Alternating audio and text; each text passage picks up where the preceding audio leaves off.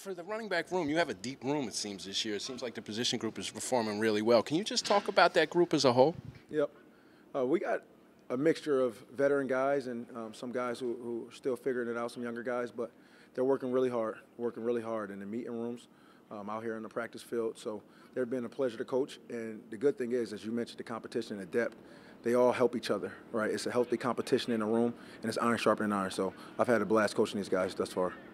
What have you seen from Aaron Young now that he's healthy after coming back from the injury last year? A ton of physicality. This guy is running like his hair is on fire. He's playing violently. And I talked about the guys helping each other out. He's been the leader in the room. So off the field, he's taking a huge role in developing the younger guys, but he's really running hard right now. Coach, how would you assess the competition level of this running game? You know, we're not sure if Sam Brown could come back, you know, or start the year. Kyle Monangai has been around for a few years now. Young, like you mentioned, a little banged up last year, looks to come back in the fall. What does that competition level look like so far? I'm very pleased with the guys in the room, the guys who are practicing and the guys they're competing at a high level, and it's a mixture of different skill sets. So we look to utilize everybody, whatever their skill set is.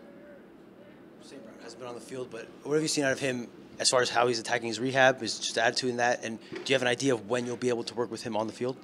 He's been great. He's been great. He's a coach's dream as far as the work he puts in, his willingness to learn, his humility, his commitment to the game, and his commitment to this team.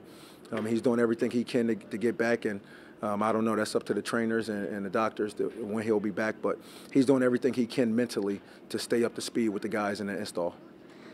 You coach wide receivers prior. Obviously, now you're coach running backs. You know, what's it been like working with that group in general? It's been great. It's been great. Like I said, I got a great group of guys, great group of young men who work hard, and they're committed to this team and committed to what we're trying to do. So the transition has been great, and Coach Shiraka has been huge in that, given his running back coaching experience and just his experience as a coordinator and as a coach in general. So transition has been great, and I love coaching these guys. There's a lot of members of the coaching staff who have NFL experience. You're one of them. What did you take from your time in Carolina and that experience and here on a day-to-day basis? Yeah, again, my time in Carolina was very brief, but I learned from Coach Brock and Coach Perry and the rest of the guys from who have NFL experience. I learned from them every day, including Coach Yano. I mean, the man was a head coach in the NFL, one of 32. So I learned from those guys every day. Their approach to their work, their craft, their approach to their group, and their approach to the day-to-day. So, Coach, how has Al-Shadi kind of progressed through the spring? Really well. Really well. He's a young man who's obviously really talented, and he's made a ton of strides and taking care of his body, learn how to take care of his body, learn how to watch film on his own, and learn how to practice. He's learned how to practice at a high level, and he's pushing himself, and he's doing really well. I want to go back to that second to last question. You know, Coach Yano's played a great role on this program for so many years, the coaches he's had on his staff. How has he impacted, you know, your time here so far at Rutgers and being a coach here in the Big Ten Conference? That's a loaded question because he's done so much more for me that's bigger than football. Just him helping me grow as a father, as a husband, and the coaching stuff that follows, man. You know, he's been a great mentor to me. He's obviously helped me develop as a coach, but he's done so much more than that. I can't put that into words. Time for a couple more. You talked about all the depth at running back. How do you plan on splitting up all these carries? You know, iron sharpens iron, and the cream will rise to the top. But we got a ton of guys, and you know, y'all know Coach Shiraka. He's gonna run a rock.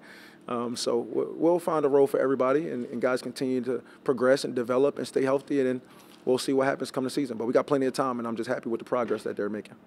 You mentioned Coach Shiraka. You not only changed positions you're coaching a new offense. Just what has it been like for you, just having to deal with all that change?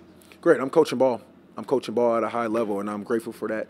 Like I said, Coach Shiraka has been great in the transition, sharing his experiences, sharing his knowledge and his wisdom.